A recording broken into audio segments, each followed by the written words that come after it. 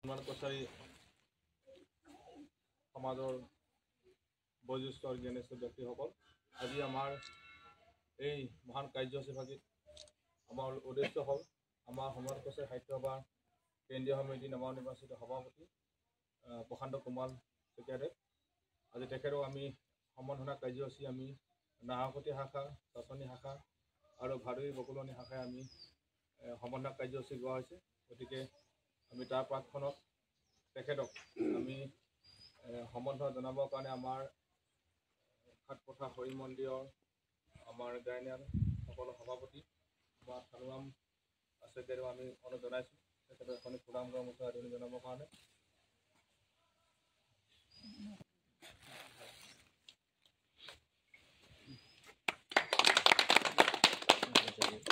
ইয়াৰ পিছতে তেখেতক এখন ফুলাম গামোচাৰে আদৰণি জনাব লাগে।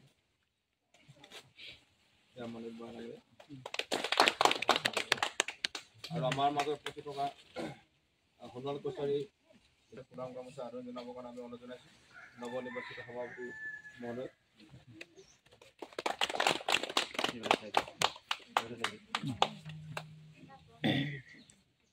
ইয়াৰ পিছতে মই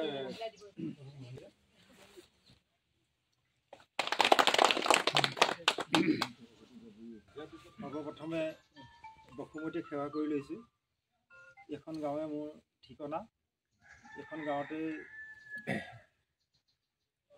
মোৰ শৈশৱ যৌৱন অতিবাহিত হৈছিলে। তাৰপিছত এইখন গাঁৱৰ পৰা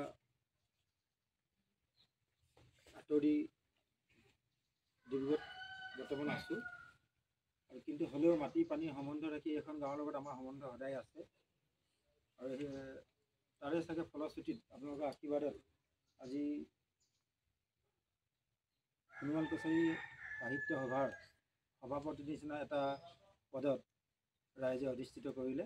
গতিকে যিদিনাখন অধিষ্ঠিত কৰিলে সেইদিনাখন মোৰ গাঁৱলৈ মনত পৰিছে যে হয়, গাঁৱৰ যদি আশীৰ্বাদ নাথাকে, মোৰ জন্মভূমি যদি আশীৰ্বাদ নাথাকে, মোৰ পিতৃভূমি যদি আশীৰ্বাদ নাথাকে, নিশ্চয় এনেকুৱা এটা স্থানত হয়তো উপস্থিত হ'ব নোৱাৰিলোহেঁতেন। আৰু আজি আপোনালোকে দেখুৱাই দিলে যে সঁচাকৈ আমি আৰু মাটি পানী যি আমি সম্বন্ধ কৰি ৰাখিছোঁ আপোনালোকৰ লগত, শিপাৰ আমি যেনেকৈ ৰাখিছোঁ আপোনালোকৰ সম্বন্ধ ৰাখিছোঁ, এই সম্বন্ধৰ কাৰণে আজি মোক আপোনালোকে এই গাঁৱত সন্মান জ্ঞাপন কৰিছে। মই দেখিছোঁ পৃথিৱীৰ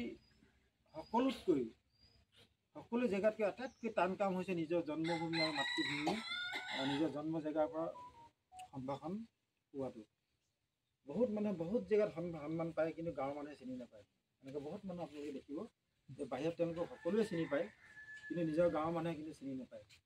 কিন্তু মোৰ সেই দুৰ্ভাগ্য হোৱা নাই, আপোনালোকে মোক সেই সৌভাগ্য প্ৰদান কৰিছে। আজি মই বাহিৰত ক'ব পাৰিম হয়, গাঁৱৰ মানুহখিনিয়ে মোক সদায় সমৰ্থন কৰি আহিছে। গতিকে এইটোৱে মোৰ আগবাঢ়ি যাবৰ কাৰণে আশীৰ্বাদ হ'ব।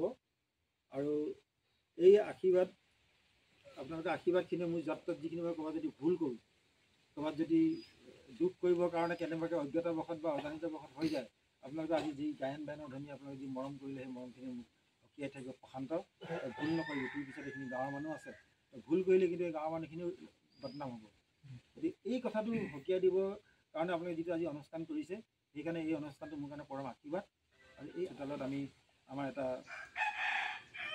জীৱন অতিবাহিত হয়, সেই চোতালখন আপোনালোকক পদধূলিৰে ধন্য কৰিছে। গতিকে এইখিনিয়ে আকৌ কৈছোঁ, এইখিনি মোক ধন্য কৰিছে, আগবাঢ়ি যাবৰ কাৰণে সহায় কৰিব। আৰু আপোনালোকৰ ফালৰ পৰা হনুমান কছাৰী সাহিত্য সভাৰ প্ৰতি আপোনালোকৰ অকুণ্ঠ সহায় বিচাৰিম। হনুমান কছাৰী জনগোষ্ঠীটোৰ প্ৰতি আমি সকলোৱে একেলগে আগবাঢ়ি যাবৰ কাৰণে ঐক্যবদ্ধ হ'ম এই চোতালৰ পৰা কৰা যাত্ৰাই। গতিকে আপোনালোকে মই আকৌ নতশিৰে প্ৰণাম জনাইছোঁ। আমাৰ গায়ন বায়ন দলক আমি প্ৰণাম জনাইছোঁ। নাহৰকটীয়া যিটো শাখা সমিতি তাক আমি প্ৰণাম জনাইছোঁ। ডিব্ৰুগড় জিলা শাখা সমিতিখনক প্ৰণাম জনাইছোঁ। ভাদৈ পাঁচালী শাখা সমিতিখনক প্ৰণাম জনাইছোঁ। চাচনিবাসীক সন্মান জনাই আৰু সদৌ শেষত মোৰ এই আশে পাশে থকা গাঁওখনৰ সমস্ত লোককে মই প্ৰণাম জনাই মোৰ দুআষাৰ ক'বলৈকে মই সামৰণি মাৰিছোঁ।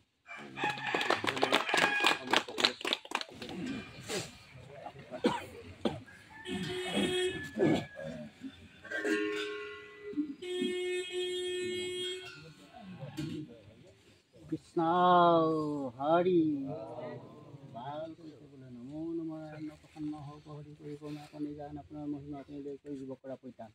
এতিয়া দুপৰ বেলা ব্যস্ত ঘৰত আহি গায়ন বায়নলৈ একত্ৰিত হোৱাৰ কাৰণে কি হৈছে তেওঁ বোলে আজি ডিব্ৰুগড় জিলা সোণল কছাৰী সাহিত্য সভাৰ সভাপতি হৈছে। তেওঁক আজি সভাপতি হৈছে। তেওঁক আজি আমি গায়ন বায়নলৈ আদৰণি জনাইছোঁ আৰু এইখিনি কৰিব জানো সেইখিনি অপাৰ সৰ্বপ্ৰতি উপাসী মৈখন কৰি আগলৈকে যেন এইদৰে আমাক গাই বাই থাকিবলৈ আশীৰ্বাদ কৰক আৰু তেওঁ যেন ভৱিষ্যতে যিটো কৰ্ম ভাগিলৈ গৈ আছে তেওঁ আৰু যেন